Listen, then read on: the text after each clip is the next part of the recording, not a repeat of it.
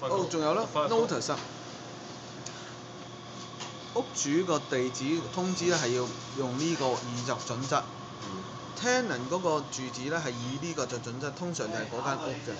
但係有啲咧佢哋係用 P.O. box 嘅，有啲唔係用嗰個屋嘅。咁到期時咧你就唔可以話收唔到通知，只要人哋記咗呢個地址。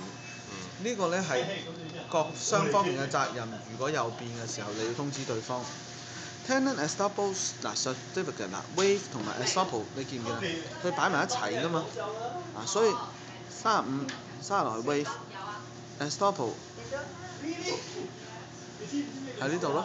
咁所以 waive 同埋 estoppel 好多時都係一齊嘅。estoppel 就係話咩咧 ？Tenant estoppel certificate 租客如果係行使或者係 return a tenant estoppel certificate delivered to tenant by landlord or landlord agent within 3 days after its receipt。舊嗰個屋主，佢因為而家諗住賣啦，所以佢咧就俾一張紙叫做 tenant estoppel certificate 俾呢個住客，話俾佢聽，我呢間屋咧幾時幾號過戶想買㗎啦。好啦 ，failure to comply with this requirement shall be deemed。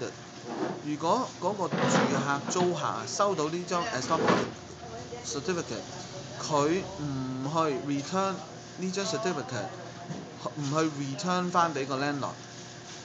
知道咗唔 return that the tenant estoppel is true and correct and may be relied upon the lender or purchaser， 就係關鍵喺呢度啦。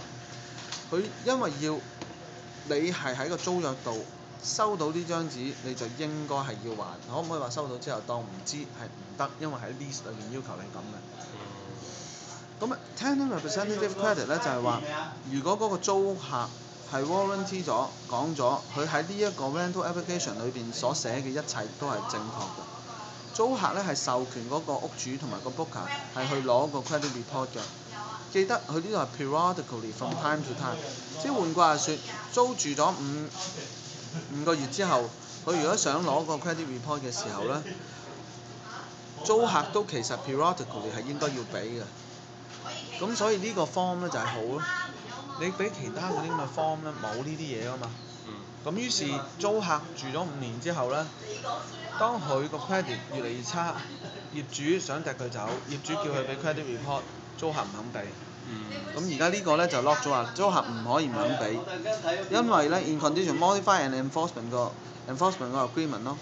業主咧可以 cancel 個 agreement 喺你如果係重新租約嘅時候開始啦，或者係佢唔同意你個信用報告啦，或者喺發現任何 tenant 喺佢申請表上面有作假嘅證詞造假案啦，咁咧一切咧，你雖然搬咗入嚟，但係都可以掟你走，因為你個 application 所寫嘅 credit report 話自己700分，話自己喺邊度做，全部都係假嘅。咁呢個 list 咧就會保護到我哋 agent， 其他嗰啲 list 就唔得。